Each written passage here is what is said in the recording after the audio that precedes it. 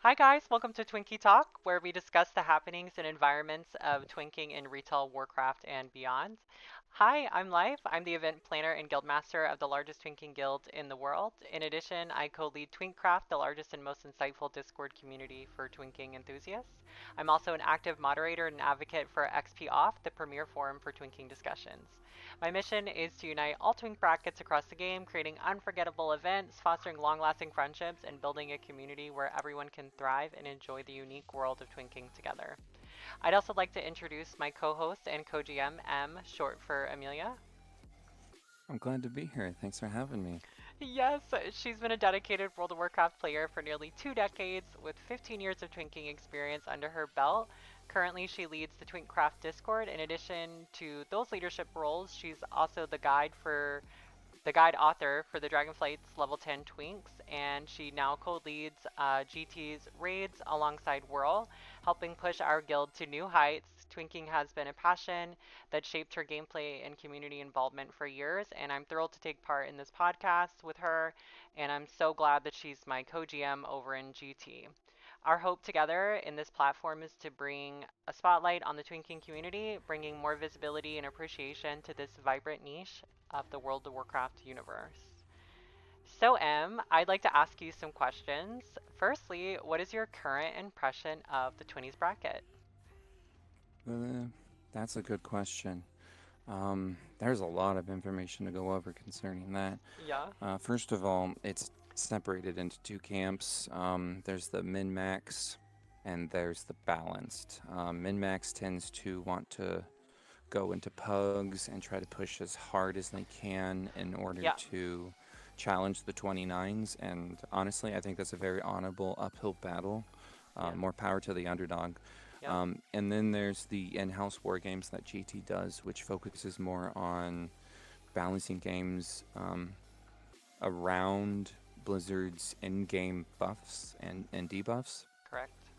This has really made a interesting meta for us to um, essentially kind of go back to the olden times where Hmm. 20s were a little bit more balanced and well-rounded with the classes. Um, oh man, there's so What much was running through like? my I mind. know, right? Like, I think that something, at least for me, when it comes to the 20s bracket, at least the state of our war games, like you're talking about us balancing the classes, is that we really are shooting for an experience that no other community or guild is really going for. We're like aiming to fully captivate that wonderful pugging experience of old where we could just go in with our characters at level 20 and just have fun, have a good time, play with our friends and just like actually feel like we're doing something impactful whether rather than like getting farmed by a level 29 twink just one-shotting us, you know? Yeah, yeah. So, I also really like how so historical battlegrounds have essentially been there's a lot of randoms in them, but a lot of yeah. the times you have premates, and those Mhm. premates tended to be imbalanced or overtuned in order to achieve victory. But within GT, we definitely try to make sure that both spec power and player skill is evenly distributed within their games, which definitely helps facilitate better positioning, better communication, um, and so on, which honestly makes it really fun because a lot of the game theory of it all is taken out by 29s just eating us instantly. But when Yeah. we're able to do balanced in house war games, it really allows us to focus on um, Like objective of the actual the battleground. objective of the actual Yeah. battleground and the engagement between like 1v2 engagements, 1v1 engagements, and so on, like Oh, that. Like, yeah, for sure. it really makes team fights more dynamic, and it causes us to need to communicate to the point to where it's very rewarding when like a call out for a kill happens and then the momentum of a game changes, or That's like so exciting, right? one of my favorite games honestly was my team was up 2-0 within 5 minutes, and it really seemed like we were going to win. But Mhm. then, like the perfect cut happened on the other team, and we all became out of place. And due Mhm. to that positioning error, or rather, our momentum kind of entered into like Like a uh, morale deficit. Like it. not a morale deficit, but a we scored too fast on that second cap, and the enemy team was far ahead, and it essentially made it to where the EFC was just able to go across the map, score really Oh, yeah, quickly, they fast and then capped on you.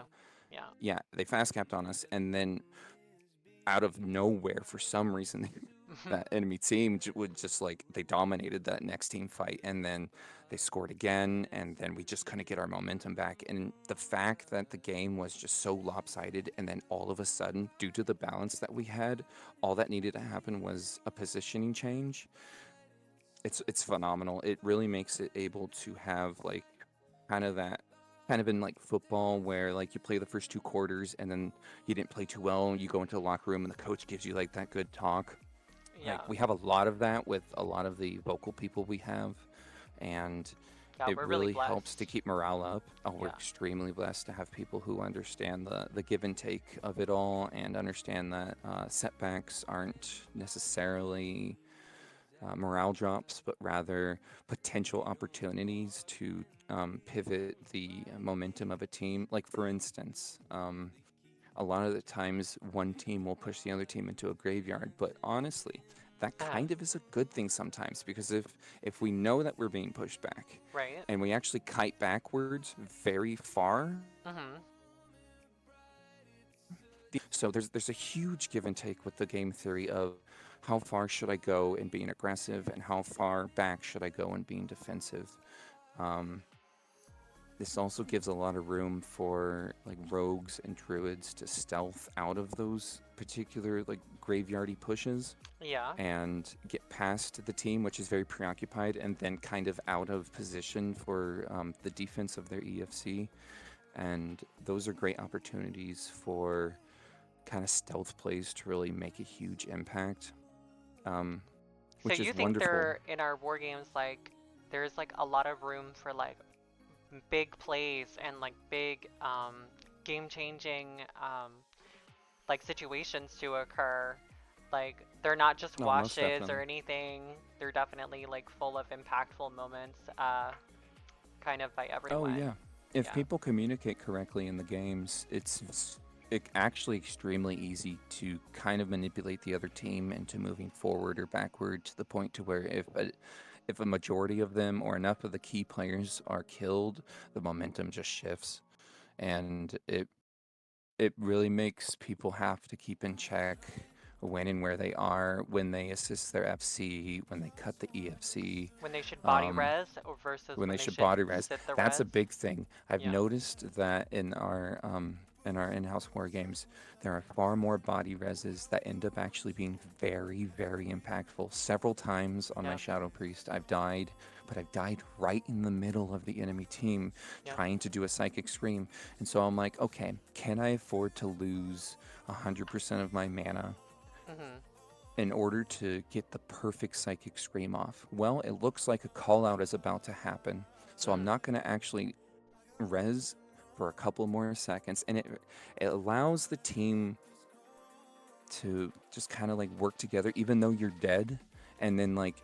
someone CC's a healer, and then all of a sudden, out of nowhere, I res, and then I just like fear five of them. And Mhm. it's just the Yeah. way that feels and looks is Yeah. so phenomenal. Even if you're on the enemy team, you look at that and you just clap. It's like a wonderful play. Yeah. And Yeah. it really puts an emphasis on picking up the corpses after they die. Yep. I will say too, like as somebody that FCs often in our war games, pretty much all the time, I notice the moment somebody doesn't take my corpse, I'm always gonna look to take that opportunity because as a stealth class, I can just immediately res and go stealth and Yeah. make it to the flag already. There's been so many times where like they'll even get across the map, the enemy team, and I can just stealth go ahead of them. We can just turn around and end up killing their FC right there because now I'm across the map again, even though they already cut and killed me the first round.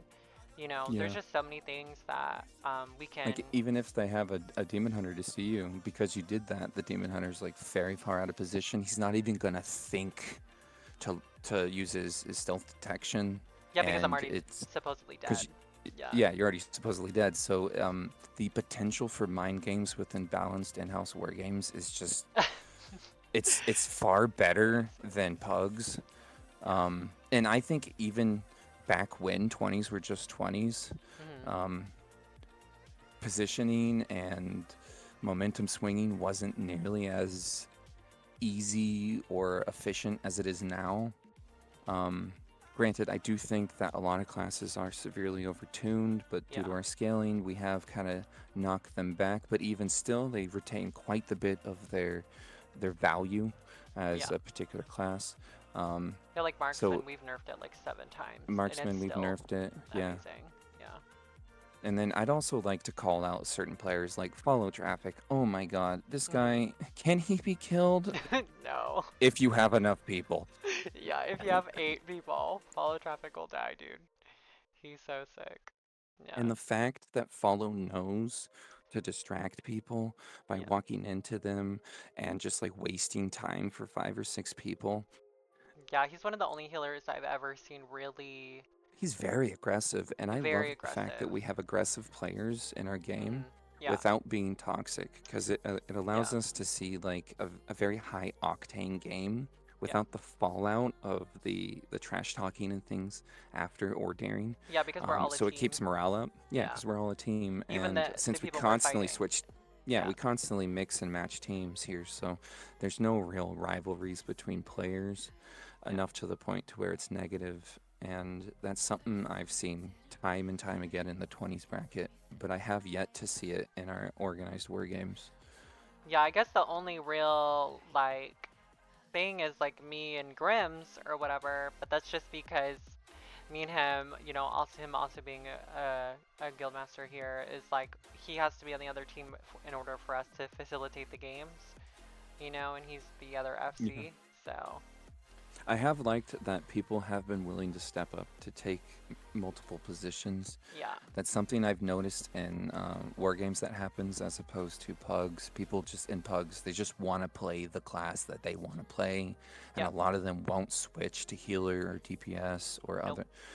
Um, I also like the fact that despite tanks taking 50% more damage, if it is played with extremely good positioning, a tank is actually very effective.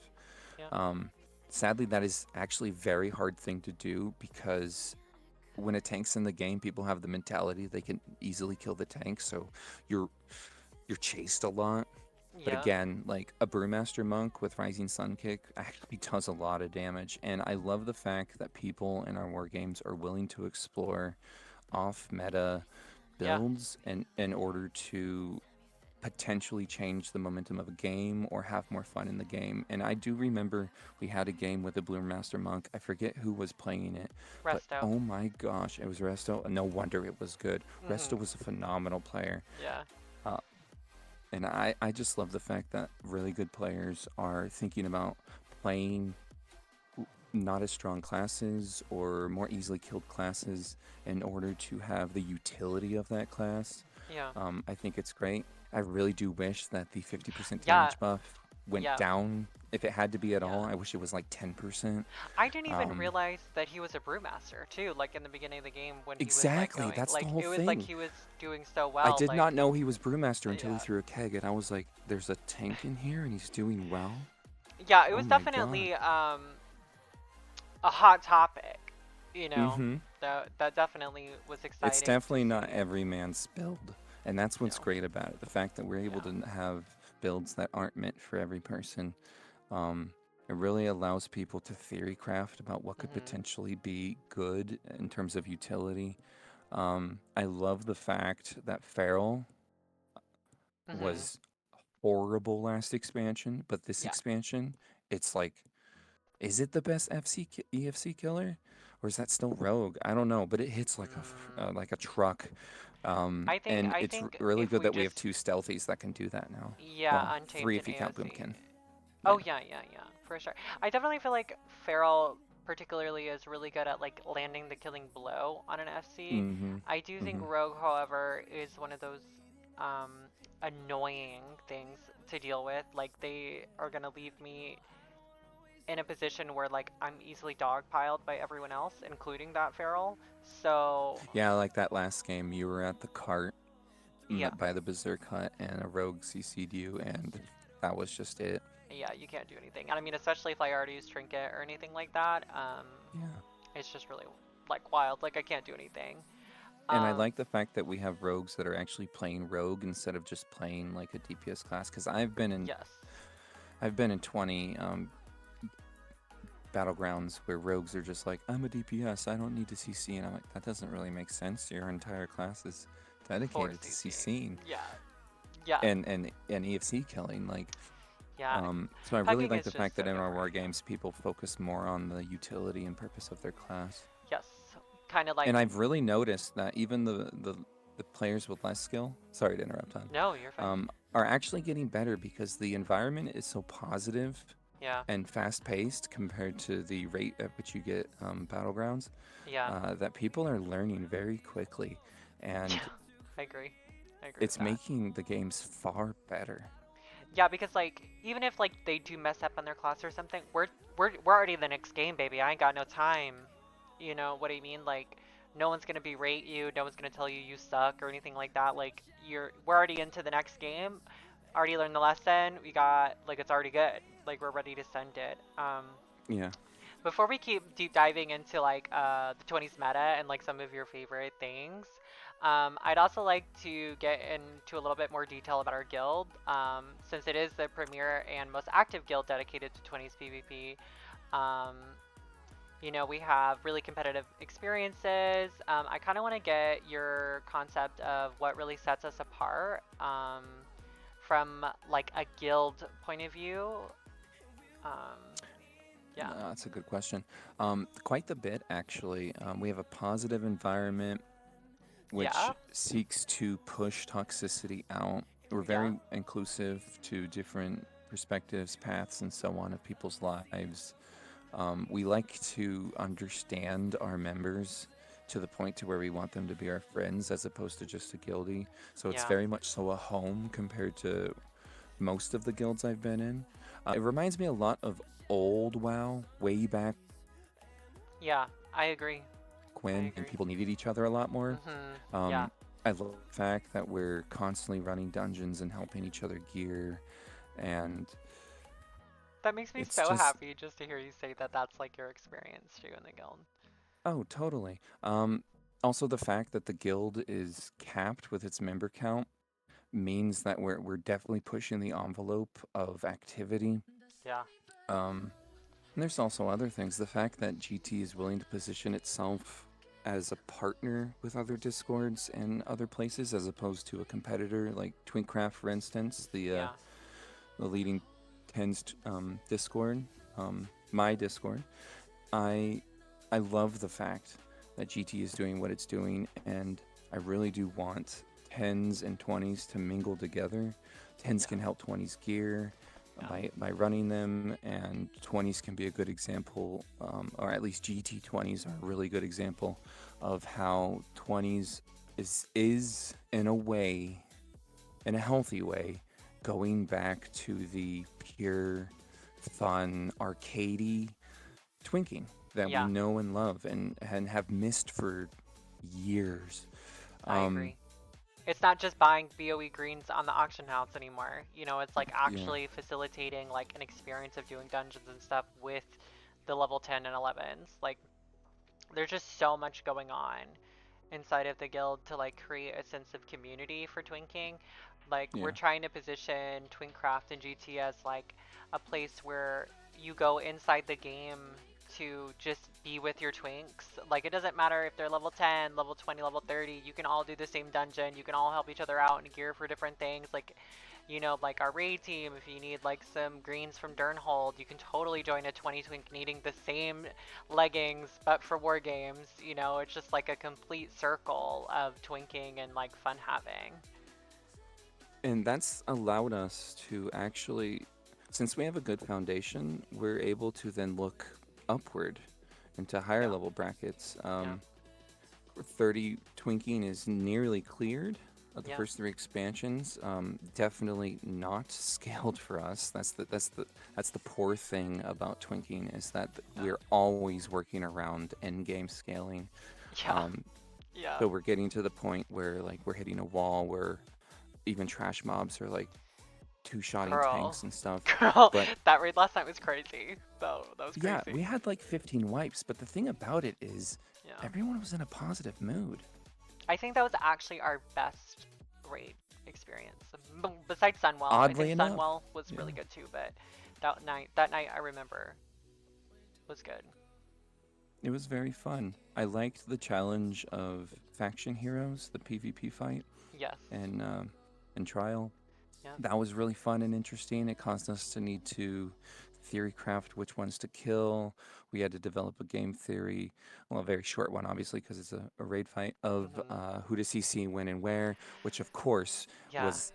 was a shit show because those things just like break out of CCs. They CC everyone. Yeah, They I move was to a random hibernating target. this boss, and I was like, hibernate. Like, you know what I mean? Hibernate, Like, hibernate, hibernate, I just hibernate. spec into it. I haven't specced into hibernate in, I don't know, Yeah. ever. You know what I mean? And Like, that's a great thing. By going yeah, to these old raids, we're needing to yeah, use more of our classes, which honestly I think reinforces the lower brackets because people yeah, are then able to have a better understanding of their class within Twinking. Because it's been, if I dare say, a whole generation of Twinks that just don't actually know the glory that Twinking, the balanced glory that Twinking used to be yeah. That's true. in almost every bracket. It was Yeah, amazing. And the yeah, fact that it's consolidated down to just 20s and 29s now, and of course 70s at endgame, yeah, is it's a little painful to watch. But people are coming back, and they're coming back in mass. And I really hope that that causes 30s, 35s, 40s, 45s to grow to the point to where we can do more niche content that hasn't really been done much. Like, what was it, 2 months ago or something? We did an, or last month or something. We did an Alterac Valley. yeah, Granted, we did it on our 20s, and it yeah. wasn't balanced for 20s. But No. if we could get 40s or 45s to be popular enough in PVE, we Yeah, may be able to get enough people to do an extremely fun and balanced AV. And if we could bring AV back to the market, yeah. I think we're going to make so many happy people. I do too. I do too. I think people don't realize like how much we took for granted, like the old, Yeah, like Altric definitely. Valleys and stuff. Like, sure you can go do them at endgame, but like I remember leveling in Wrathlich King and Cataclysm and stuff just strictly through doing Altric Valley. Like Yeah, in every like level from like 50 to 60 to 70. Like now it's like, girl, you're really fortunate if it pops at endgame. You know, yeah, so. I mean, because it's on a cycle, you know, you can't. yeah, I mean, you could yeah. specifically queue for Altered Valley. I don't really know how long that would you'd be in queue for that, but you know what I'm saying. Like, it's just like we had so much going We for had so us. much available to us, yeah, and Yeah, it all kind of just crumbled down. Even in PvE, yeah, I remember several patches where people were able to be flexible in multiple brackets, feel powerful and strong. But now, because of the current PvE scaling, the higher up you go, the harder it gets to kill a mob, the longer your rotation. Good luck if you even live. Um, yeah, and in yeah, order to kind of make up for that, I really do hope that these later brackets become popular in yeah. Me order too. to reinforce more population. Um, Yeah, yeah. I do, and I hope we find people that really want to help build with us and like um, build like a proper space for that's allowing another those thing things about to GT. flourish. Yeah, Yeah, another thing about GT is that we have really good senior community leadership, yeah, uh, long seasoned players, classic players, retail players, all versions of classic. So we have very well-rounded players leading our games, setting the culture, helping to balance, helping people gear, so on and so forth. It really creates like this big brother, big sister attitude which you call GT a family all the time, I and do, yeah. that's because we help each other. Yeah. We genuinely care about each other. I know. A I'm lot of looking at. It's times, so funny you said that. I'm looking at this. Somebody in the guild chat right now is like asking for help on my screen, and I'm like, I'm doing the podcast with you, so it's like really funny. But normally I would definitely like go out of my way to like make sure to like help them out. I'm gonna yeah, DM them later, but it's funny. I just love it. I love how there was a, well, I don't love it, how there was a huge lull of good activity in the community once that cataclysm happened. When exactly what Shadowlands, right? At the end of Yeah, Shadowlands? yeah. Wiped Yeah, my we guild just originally. got a huge population decrease. I mean, I remember Twincrafts or not Twincrafts, XP Off's Hmm. member list showing like 200k, 300k at one point. Yeah, Man, I really miss that. Being able to engage with so many different people, being able yeah. to theorycraft so many different ways. Oh yeah, all the time. And it filled up all the brackets. It was amazing. Yep. Yep, I remembered like YouTuber like Cygnus or whatever. I mean, he's Yeah, obviously like how I even got into twinking, but it was just like so amazing. Like his videos were getting like 50,000, 20,000 views like a pop, like no matter what. Like it was just like always successful all the time. Like boom, boom, boom. He became an administrator for XPF, and it was just like the floodgates were open, you know. And yeah. I remember I could literally do battlegrounds on a level 20 all day and night. Like I never stopped popping, even at 5, 6 a.m. Like I was going. Like I was running pre-mades when we first made the guild, and then that, Tens of thousands, yeah. yeah, Tens of and thousands of people were doing it. It was great. it was amazing. And then And you Dragonflight saw pre-patch consistent hit. faces too. Yeah. Yeah, I mean, it really, I mean, the separation of the 20s free to plays with levelers was extremely detrimental to the community. Yeah. Yeah, it was. I mean, we're trying to fix it, obviously. Like, that's like the whole point of our guild at the moment is to fix it. But, like, it just really, like, it cut, like, the ease of getting into twinking. You know, I think 10s and Hmm. 11s are really kind of carrying it now. They're like, they took on the banner of the old free to play experience, especially with the Yeah. changes to time walking and stuff. Like it's definitely given life in a way to um, like a portion of the game that is like where we are. So Yeah, it's definitely hard carried for two expansions now. yeah, As yeah, bad as it sounds, I hope that doesn't last, and I only say that not because I want tens to be nerfed, hmm, but because I really do want the higher brackets to be better. Honestly, I would love it if Blizzard figured out that they messed up 19s. yeah, I can see Because that. 19s, I think, might even be more popular than 20s, just for the simple fact that it's been gone for so long, and it's Okay, so it's like the original identity of twinking. yeah, it is 19s. Yep. And 19s isn't much different than 20s, so I No, really do think that if it was all 19s, it really is like kind of the same community. Like I mean, there is yeah, differences, yeah, but like I would say most people that played in 19s, if they stayed to retail, they definitely moved to 20s or they yeah, left to one of the classic expansions. But those only came yeah, out in 2020, so most of them were still doing 20 twinking and like BFA and stuff. So yeah. yeah,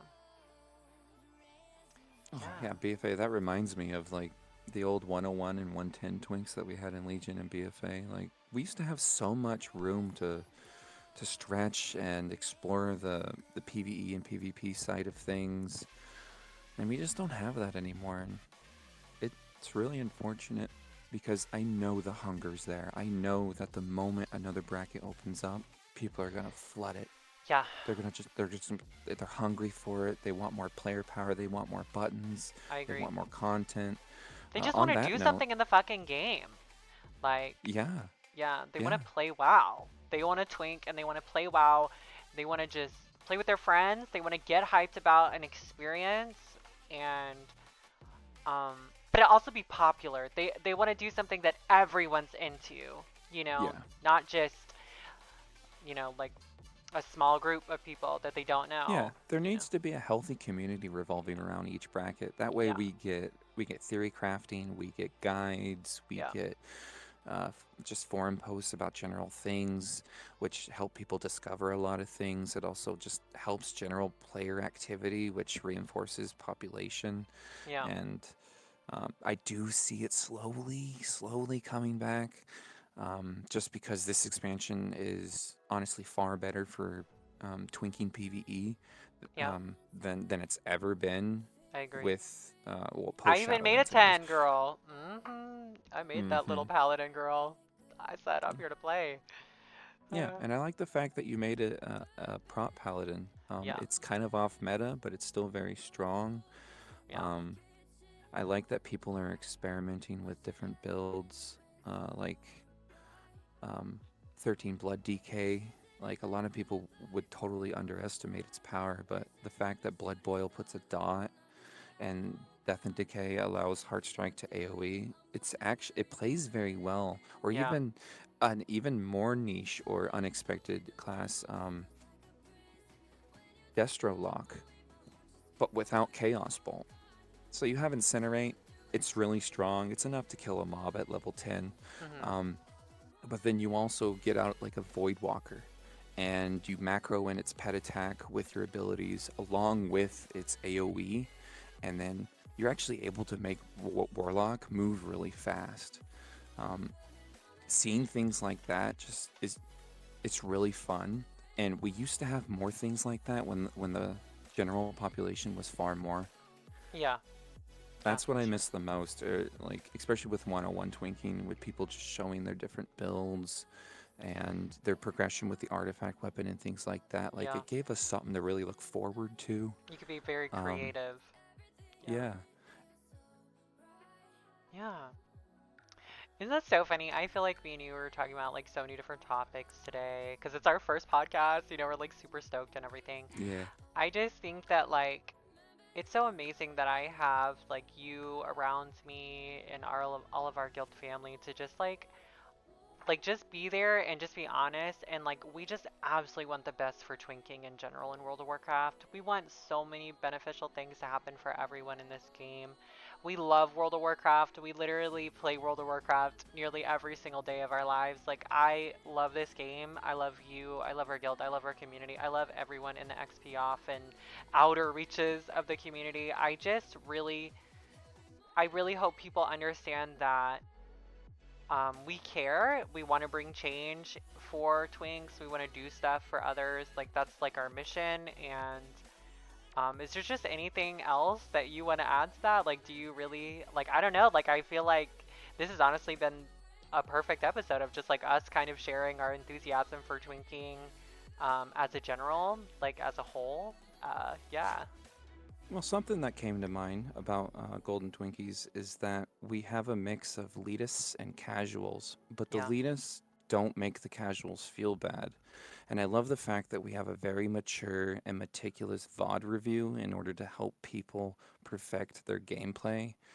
Um, this really makes it yeah, feel a lot like a family whose brothers and sisters really want to help each other. yeah, Um, it makes every game more rewarding, and it makes every mistake made just hurt a little bit less yeah, because it's a learning opportunity instead of just now you're getting yelled at yeah, by a random.